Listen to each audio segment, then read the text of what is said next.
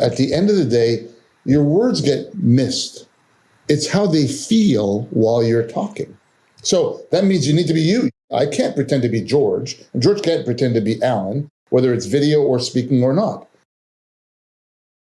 Welcome to the podcast about communication in business. I'm your host, George Torok. Did you know that I'm known as the speech coach for executives? That's because I help business leaders deliver the intended message for greater success. And we do that through one-on-one coaching or group training for the team. On this podcast, you will hear from communication experts from around the world with their advice and insights to help you deliver your intended message. My guest today is Alan McClaren. Here's 3 facts that I think you should know about him. 1, he says the world does not need more curated leaders. Authentic personal branding is what we have taught over 600 leaders. 2, opportunities can be seen when you are out there. Otherwise, they don't exist in your reality. Scaling trust is the game to attract those opportunities. Got you intrigued yet? And 3, he discovered his passion for this business by accident, like everything else in life, right? Alan McClaren, welcome to Your Intended Message. Thank you, George. It's always a pleasure to be with you, sir. And it's curious how actually accidents do help set the course of our life at many key points. No question there. And Alan, what was the accident that triggered you to co-found Strata Originals? Well, there's 2 accidents there. So there's 2 questions, my passion and the accident. So, George, as you know, Leanne and I have had a marketing agency for 18 years. And so and we've been doing some work with, helping people write speeches and, just kind of helping them round out what thought leadership was all about during the 18 years. But, COVID happened, and COVID impacted a lot of people in a lot of ways. And if you look for the negative, there's plenty of negative. But if you look for the positive, there are some positives that come out of COVID too. And we had a positive. We were learning that our business model was going to be taken over by AI as marketers. And, people could do Facebook ads and YouTube ads pretty easily today by just learning. And so we said, okay, we got to look for something else. And so we looked inside and said, what's out there that's not being productized? And that's personal branding. People couldn't buy the services of personal branding. They'd buy an agent or a PR company or whatever. So we said, let's develop that and test it. We did that for a year inside Infinity. And then we said, we have something cool here. And that's where Strata Originals was born from that pivot. And now this is all we're doing. And I'll tell you about my passion as well, how it was discovered. But that was the accident that's turned us on our head. And now we're just having a blast. And it's always positive news to hear how a negative event could result in something positive and actually not only positive, but gave you more energy to move forward. And the passion that is driving you right now, what is that? Well, what happened was we thought originally, we're experts in marketing, we're experts in content. It would make sense if we just change our customer to the CEO, and that becomes personal branding, with the subtleties of personal branding. What I discovered and what Leanne and I discovered is we do something called a brand DNA, which is the first step in helping a CEO figure out what their clarity is, what their gifts are, things of that nature. People were transforming, CEOs were transforming in that exercise. They were going from fear of being out there to actually recognizing that they could overcome something. And that just changed it for me because it wasn't about content. It was about people.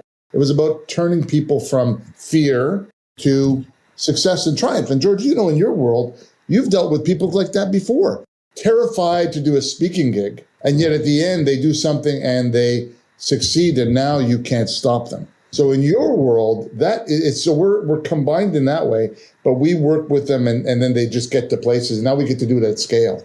Just the coolest thing in the world.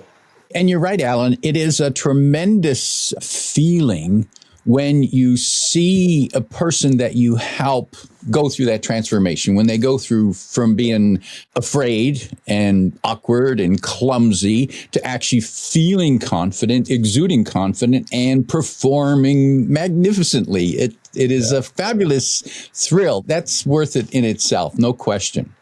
And Alan, first time you went through this exercise with one of your clients, or maybe early on, maybe not the first one, but at some point, what went through your mind that went, I finally got it. I know what I need to do. That's a really good question, George. I think it's when one of our clients said to us, "Thank you for changing my life." Now, that's a pretty big one. So we clarified and said, wait a minute, we're doing personal branding. We're not saving the planet. Her response was, "I now see myself the way you do." And when you think about that, nobody looks at themselves, right? You've heard the saying, you can't see the label from inside the jar. Well, it's the same with personal branding. Like, George, you have a gift. I have a gift. Do we know what it is? Maybe you and I may know, maybe we don't, but most people don't. Or most people don't even know why, we call them an original. Why do we say that? We're going to get into that a little bit later. That's the part that, it just charges us. I get goosebumps right now thinking about that moment, because that's transformation at its best. When someone is seeing themselves in a different way. We just did a brand DNA for a client in Ireland, and we presented it back to her, and she says, "I never looked at myself that way." Whoa! So that's the stuff that goes on in our work. That's why it's so much more than, a LinkedIn post or a video. It's people transforming and doing amazing things. That's why it's so exciting for us. Alan, so what's the process that you take people through? So the first one, the step one, is a brand DNA. To simplify that, it's a clarity session. We have about 40 questions that we've curated. We don't ask them all. Depends on, I could ask one question and they can answer 9 of them. We do it in certain categories to be able to extract what their gifts are. So what their credibility is, and that number one thing is, what are you known for? Like if I were to ask about you, George, and ask somebody else, what about George Torok? What do you know about George? They would describe you. They'd give you some attributes, and they'd say he's an expert at X, Y, Z. So that's what you're known as. So that means you couldn't necessarily be an expert in sleep. Right? You might have opinions on sleep, but you're not an expert in sleep. So people wouldn't look to you for sleep, but they would look to you for an expert in helping people go on stages and perform in a big way. Then the second part is their perspectives are unique to them. So credibility, what they're known for, their perspectives. And this is where the originals come in. You are the only human being on the planet that's ever gone through your experiences. It's it. No one else. You could have grown up next to somebody in your hometown, gone to the same schools, played the same sports, and have different perspectives because of your family, your education, the things you learned, the thing you're interested in. They all shape who you are. We help them uncover that. And that gets resulted in, now I know what I should talk about, which is step 2. So brand DNA, step 1. Step 2, what's the content that I want to take out onto the internet? And that's LinkedIn, Facebook, whatever it happens to be. And that we kind of set them up in such a way and say, we want you to do video. And then they ask us, well, why video? Video is very painful. Well, because what we're doing today is the most authentic medium possible. You're going to like me or you're not going to like me. But you're not going to interpret my words, because my words are my words. My face is my face. My hands are my hands. It's real. You like it, you don't like it. It's authentic. Words can be interpreted. We're not saying don't write, but we're saying add video so that they can spend time with you when you're not around. And that's a very important thing. So that's step 2, George. Step 3 is actually creating the content. And we recommend people batch their content, because what we do know from the way the brain works is if I said you do 1 video a week and you did 1 video a week, it would take you some time to get it done. But if I said do 6 videos in a setting, your brain kicks in and does it really well. Then go on to social media, post it, engage, and then just keep doing the same cycle every quarter. And those are the steps to that, to getting yourself out there. And Alan, what you mentioned about perspective being unique for each person resonated with me, because there are many of us in whatever field we are in.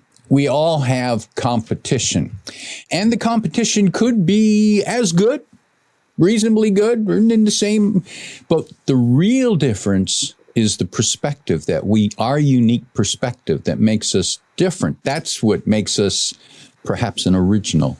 So let me ask you this question, George. In your world, there are 10,000 coaches that are speakers. What's your perspective on people getting out there? Is there a certain thing that you have that you believe is different than others? And, Alan, I appreciate that because no one's ever asked me that question. And so I'm not surprised that you did. I see people as imperfect individuals, and that's okay. Present company accept it. Come on.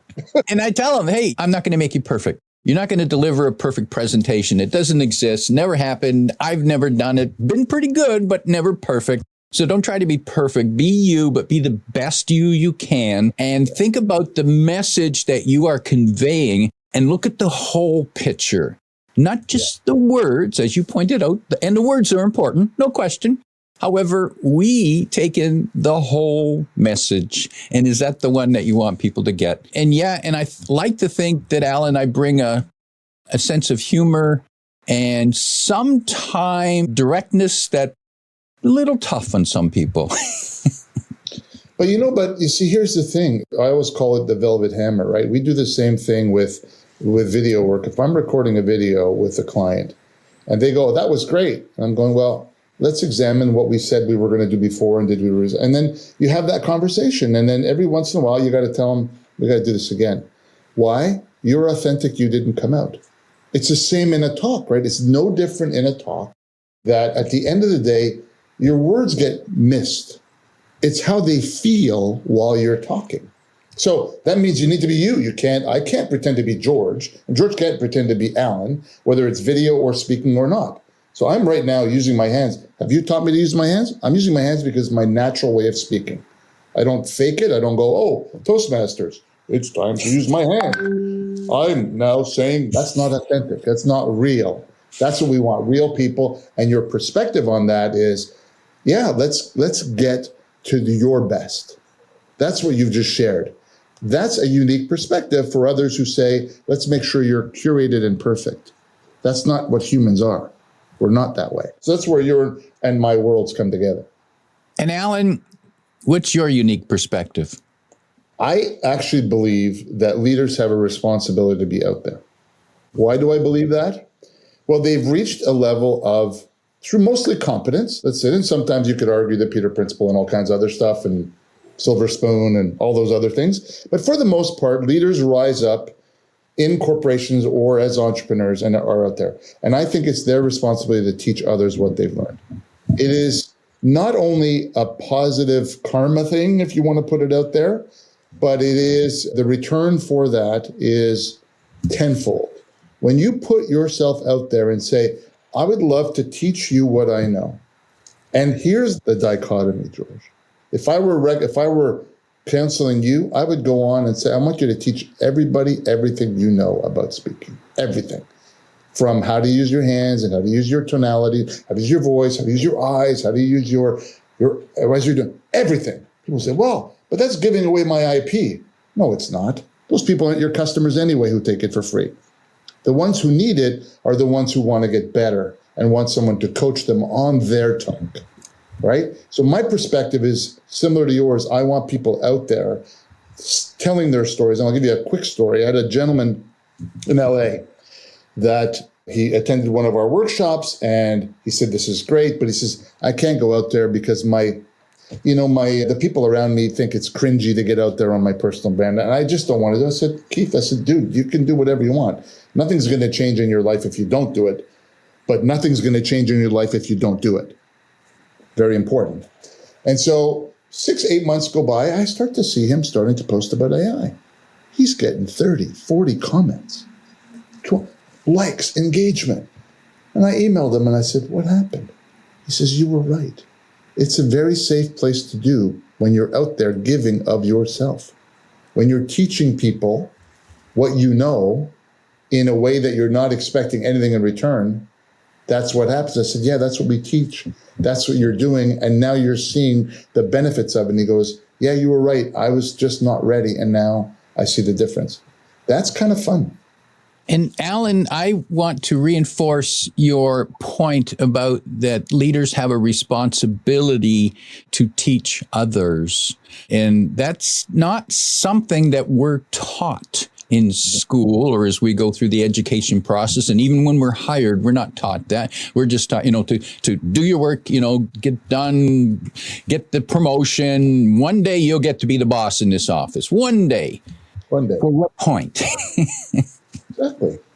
But think about this too, George. If you're a leader and you're out there, so what are the benefits of that? So let's say my goal in personal branding, we have two goals. One is to evangelize what this is, so they know it's not cringy, right? Number two is, oh, by the way, look at this. So Harvard Business Review said they put a whole episode together on personal branding. So it's that I'm talking about it, but they're talking about it. So then it's kind of hot right now, right? But the benefits are, okay, if I give stuff away, that's good, but will it actually do something for me? Yeah. You'll generate leads, you'll generate opportunities, you'll generate partnerships, you'll generate new podcasts, you'll generate speaking gigs. Your employees will see it. You want to raise money? Is it easier to raise money when you're known or unknown? When you're known, for sure. You're known because people go, oh, let me go check him out. Oh, he hasn't done a post anywhere. I don't even know if he exists. Because people check you out all the time. And if you don't exist, guess what? You don't exist. It's like that, one of the facts that you said, the opportunities, it's like if a tree fell in the forest, does it really make a sound? Well, if you're not on digital, you're not making any sounds. No one's going to connect with you because no one knows who you are. But things can happen when you're out there. And that's the fun part. I get leads. I got a lead from Cyprus the other day. I got a lead from New York where I closed a speaking gig. Like, I didn't know these people. They showed up. And they showed up because they were spending time with my videos. I don't know them. They're on my LinkedIn and going, hey, I like this guy. And then they say, can you help me with my personal brand? Sure, of course. Now they're coming to me. I've already built trust with them. I've never met them. Now I got to see, are these the right people to work with us? But boy, I've never been able to do that in my life. How could you do that at scale? Now you can do it at scale. And Alan, I'm going to reinforce the point that you made there about they spend time with your videos. And when they spend time with your videos, it's like they're with you. Yeah. And therefore, they get to know you and decide if they like you and find you credible. You've nailed it, right? And how can you do that in any other medium? You go to do a speaking gig. So let's use your world as an example. You may have 100 people in the room. And if you do a great job, you've impacted 100 people. And maybe 10 people follow up with you and good things can happen. That's fantastic. And continue to do that. Continue to do podcasts. I get 1,000 people a day watching my stuff times 365 days. Do the math with me. How many people are seeing my stuff? So just the sheer numbers alone tell you that if you do all three of those podcasts like you and I are doing, speaking gigs, which is a different type of connection, right? Can't do the same thing on video. And then video at scale. Is there anything better to spread your message, your intended message, to use your name? All right. But that's your intent, right? Your intent is to spread your message to the world. These are mediums to do that. And that's why we love video, is because of your point. If they're spending time with you, they're going to like you, not like you, but at least they know you. And not going to buy from you until they know you, especially in our world. We're not the most inexpensive in the world. So they're going to only give us their time and their energy and their money if they believe that we can be helpful. And, our gray hair is there for a reason. We've learned some things over time, and we know how to work with CEOs and entrepreneurs.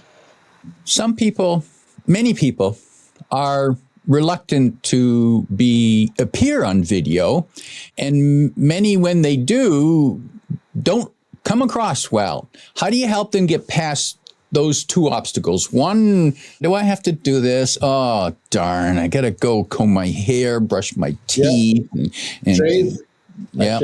I shaved for you, George. I shaved. Yeah, I did. I was thinking, do I need to shave today? I'll be talking to Alan. I got to shave, got to look my best, or, the best, whatever I can. So how do you get people past that first step? One, to go on video, and two, to actually come across better? So the first part is the coaching and holding their hand and letting them realize that, nobody cares that much about you. Let's be honest. No one's going to look at you and go, oh, look at George. He did that video. It was horrible. If your intent was to give, no one's going to they'll work with you. As I'm sure you've seen in your world, someone who's a new speaker in a corporation that's tried that first time, maybe they're a 7 out of 10 the first time, maybe a 6 out of 10. But it's like anything else, a skill is something you develop. Video is a skill you develop. So we practice and we hold their hand and nothing gets posted until we're happy. We just went through a session with a guy on Friday. He did a good job, but his technology sucked. We said, we're not using that because your sound was off of your mouth because of your Wi-Fi. So we're going to do that again on another day because the best of you has to be out there. So we start with that. Number 2 is we let them practice. Practice on this little device, record it, and then don't post it. Then record it again, then don't post it. And the style is really simple. You know, you and I, we're having this, we've known each other for a long time. If we were in a coffee shop, it would be not a different conversation. We're not performing. I'm not performing for your group. You're not performing for my group. We're just talking and we're sharing insights. That's what we get people to realize. You're in a coffee shop, you're having a glass of wine, a customer has asked you a question. You're answering it. That's how you do it on video. So it doesn't come across as, I need to think of these 3 points and I need to have a hook. And I need to have it. No, tell a story. Tell a story. Make sure, you introduce the video so they know what you're talking about. That's called a hook. But we get them out of their head, into their heart. And then I'm telling you, the second time they record, they're smart people. They learn the skill.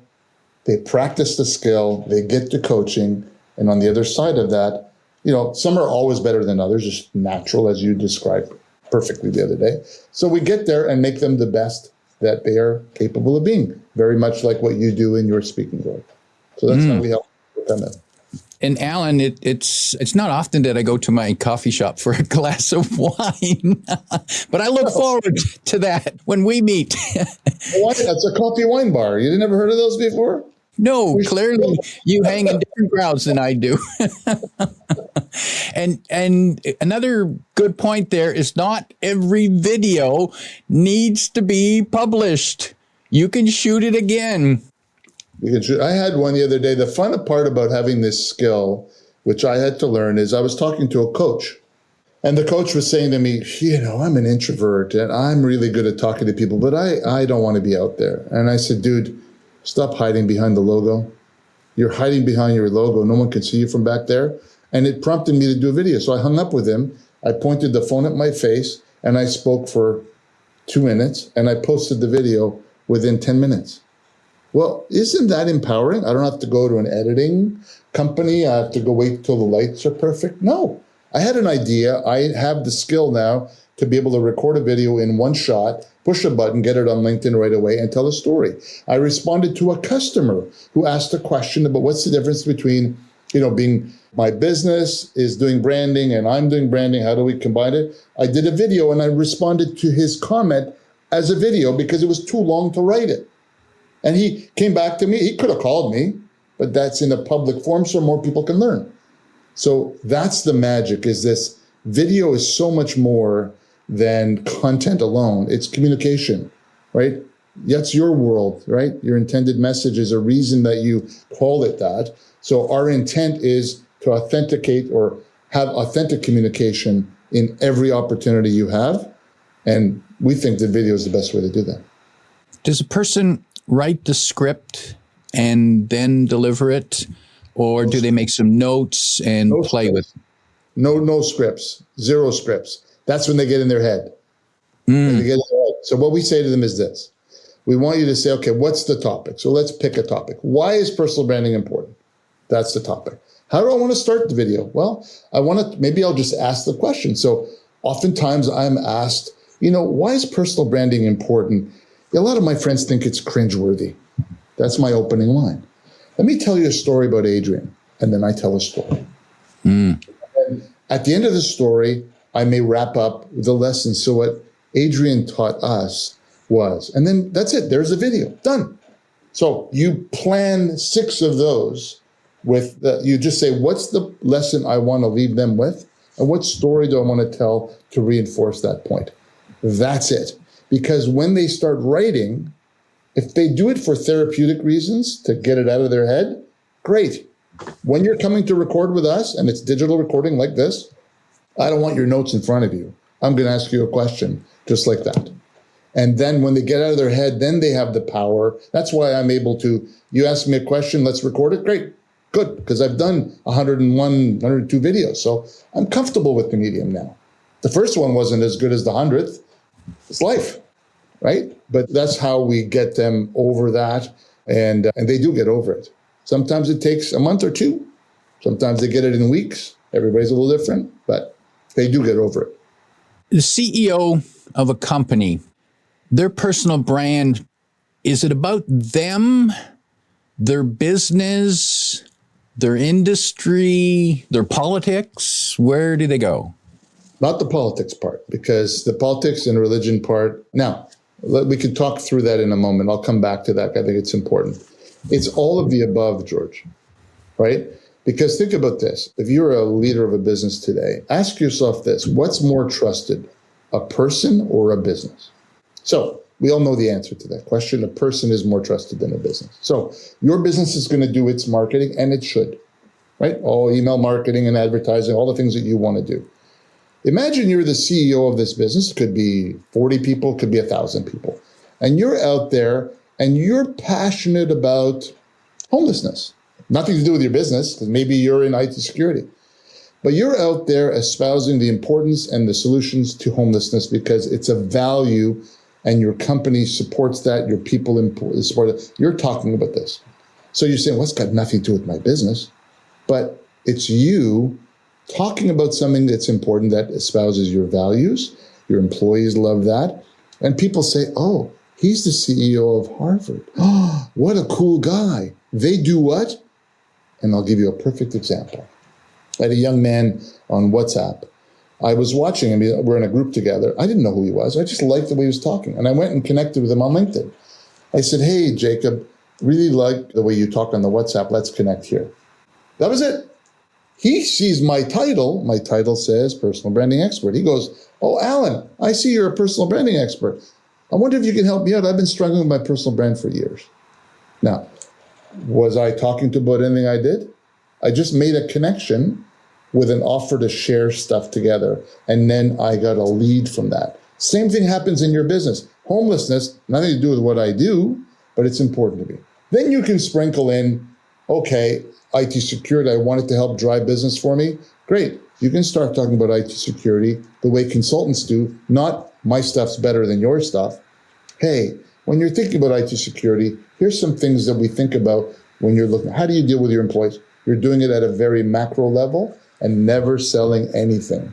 Then people trust you, people like you, and then opportunities start showing up, like RFPs start showing up on your door, because I never heard of this company, but George was out there. That's the magic that we kind of help them pull together strategically on how they do their business branding and how they do their personal branding and how they come together. Because if they do both together well, they will blow the competition out of the water. The problem is corporations are afraid. They're just not doing it. And the ones that do are going to win, especially in the advent of AI, where everything is going to be automated. But humans we cannot be automated, you and me. Our heart cannot be automated. That's got to be something that's of the forefront. And Alan, you just pointed out the importance that we are people, we are not robots, and that it's not just about the bottom line, and it's not about getting the lowest price for everything that we buy. Make sure you get a bid on this and get the lowest price. The lowest bidder wins every time. No, because we are looking for something in others that connects with us. So it might be the sports we support. It might be a charity. It could be health issues that we've had that we find out are in common. It could be that if you're a fellow motorcycle rider, well, right away we got a bond. And so we're looking for that connection so that we can justify, I like this person because. Yeah, 100%. You talked about it earlier. You realize in personal branding, you have no competition. You do when you put your speaker coach on, but George is original. There is only one George, and maybe George isn't for you. Maybe it's Sally, maybe it's Brian, maybe it's somebody else. Because you may need, and that's an important thing, if you're going to need a right type of coach, what kind of coach do I need? Maybe I don't know. And that's what George will help you with as an example, right? We're not for everybody because not everybody can afford us. Great. Could they use us? Of course they could use us. But we had to make a determination on what value we want to deliver. But there is no competition for your personal brand. That is very unique. And you want, really? Yeah, because there's not another George in the world. 10,000 speaker coaches, not another George. Now, another one would be too much for this planet. Well, we will ask your wife about that. Strata Originals. Yeah. I understand the word originals. Why strata? Stratosphere, right? You start at a certain place and we want to get you up to the stratosphere as high as you want to go. And because it's a strata, to your point earlier, you're going to go where you go based on your time, effort, and money, right? Because we've had people, can you make me famous? I said, if famous is important to you, we can make you famous. It's $1 million to make you famous. Well, I don't want to be that famous. Because it's all time, energy, money. That's the formula, right? We have the expertise. So now let's work backwards to your objectives of what you're trying to achieve in the world. And that determines your strata, right? So if one says, I want to be a consultant and a speaker in a year, great. So we're going to build up to that goal. And then the next step is, I want to write a book. The next step is, great. We can try it all in one shot. Too hard to do. Or we can stratify your efforts to get you to a place that over time you reach your objectives. And that's why strata and originals come together. And we just talked about why defining originals. Because Dr. Seuss was right, George. Only you are you. Only you are you. And that's why you have no competition in the world. Okay, and I thought it was all about green eggs and ham. Well, that's another conversation. And Alan, I know I mentioned two unmentionables, politics and religion, and you said you're going to comment on that. Yeah, the question you always, with your personal brand, the question is always, is it serving you? So that's the first question. So in my world, I have a lot of opinions on politics and religion, and I don't post on it because it doesn't serve my objectives. I have a friend of mine that's an advocate. He helps people through some of these political and religious situations, so it serves him. When you do that, recognize that that's when you're going to bring out the trolls and you're going to bring out because, Dale Carnegie was right, find people that believe what you believe, and that's your tribe, right? And you're not going to convince somebody to move over. You look at anything in politics or religion, you're not converting somebody to move over to your side, even if you presented a logical argument, because facts don't really matter, right? They just don't matter. So the question is it advancing what you want people to know about you? And if the answer is yes, and you're prepared for the arrows, go for it. For me, it does not advance what I'm trying to do with my goals. So that's why I say stay away from it, because you see that even if you think you're 100% right, there's somebody on the other side. So you got to decide, is it worth the battle for you? And that's your decision. In our personal branding, we kind of lay out and say, these are the things that you should talk about based on what you're credible and what you care about. And if you care about what's happening in Israel, then you have a right to say that, recognizing there are people that will disagree with you, and then you can get into a whole side of that. And there's too many examples of that in the world, but so we just caution people to make sure it's serving them. And if it is, then we support it. If it's not, we counsel them on not doing it. And that's true, Alan, of taking a position on any topic. There's going to be somebody who disagrees with you, and you can't take it personal, even if they make it personal. Well, here's the fun part, George. We've done probably in the last 2 years over 1,000 videos for our clients. I want you to guess how many have had a negative comment. Oh, I would think a lot have had a negative comment. Now, I wouldn't want to put a percentage, but I would guess a significant amount. Yeah, well, the answer is 0. Oh, wow. That surprises me. You know why? Because as we said earlier, we talked about our process. If your process is about giving and giving of yourself, then how's someone going to disagree with a story that you own? I'm telling you a story about how I had to terminate 300 people in an organization that I was the CEO of. And here's how I did it, and here were the results. Now, someone could say, I would do it differently. That's not bad, but my story is my story. It's what happened. And the lessons that you glean from that story are the lessons that are coming from my perspective. So that's why it can't have a net. People go, you're an ass, you didn't do that right. How do you say that? It's what happened. So that's why you're always safe when you're telling a story that you own and you can validate, because that's your credibility. That's why we have not one negative comment, which is so cool when you really think about it. And I'm going to repeat that for people. Tell your story that you experienced. That's true. That's true. Don't make up stats that aren't true. Tell your story. And Alan, for people that would like to know more about you and your services, they can find you on the website, strataoriginals.com. And on that website, you have a gift for them. What is that gift? It is called a personal branding worksheet. And you can put that in the show notes. And in the worksheet, it's 2.5 pages of thinking through you. You know, what is your credibility? What are you known for? All those questions that we would ask you as part of our Brand DNA session. But it's something you can do that is self-paced. Get yourself to a place where you're at least starting. So I think that'd be the best way to think about it. And if you need more, then, you know, we can always spend 30 minutes with you as freebie to kind of go over it and help you. And remember, our target audience is executives and founders and CEOs. That's who we support and we understand, but we're here to help. That's why the worksheet can go to anybody, and hopefully it's helpful. And just go to my YouTube and follow my content, go to my LinkedIn, and you'll learn a lot. Hopefully you'll learn a lot, and that helps, because it's a journey, right? It's a journey. It's not formulaic. So you are different. So the worksheet will help you get started. The website, my LinkedIn, Alan McClaren, is another place to reach me. And just say that you saw me on the podcast and you want to connect, and I'm happy to connect with you. And you can find those links in the description below. Alan, as we prepare to wrap up, imagine you're sitting down with a business leader, perhaps a CEO, founder, and you're having wine in the coffee shop, and they say, what is this personal branding stuff and why should I care? What 1, 2, or 3 things would you say to them? Well, here's the starting point. You already have a personal brand, whether you like it or not. So you have one. Are you leveraging it as an asset? The answer is no. Then fine. It's like IT security. Nothing happens. That's good. Well, in this case, nothing will happen and you won't know it. So if you want to look for opportunities that are out there, you need to be out there.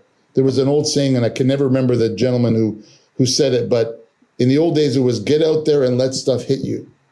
Now you have a digital way to get out there and let stuff hit you. And that means opportunities to partner with others, new suppliers, new customers, new prospects, new employees, all those new things that are out there. When you are out there, you're now in a place. So I think for CEOs, if you don't want to do it, then you won't know that it didn't work because you didn't do it. But when you do it, it's a journey to find that balance of success. And it is out there. So that's what I would do to them. It's, what do you do with an asset in your business? You leverage it. You have an asset called a personal brand. You're not leveraging it. Shame on you. I would be that direct. I go, shame on you.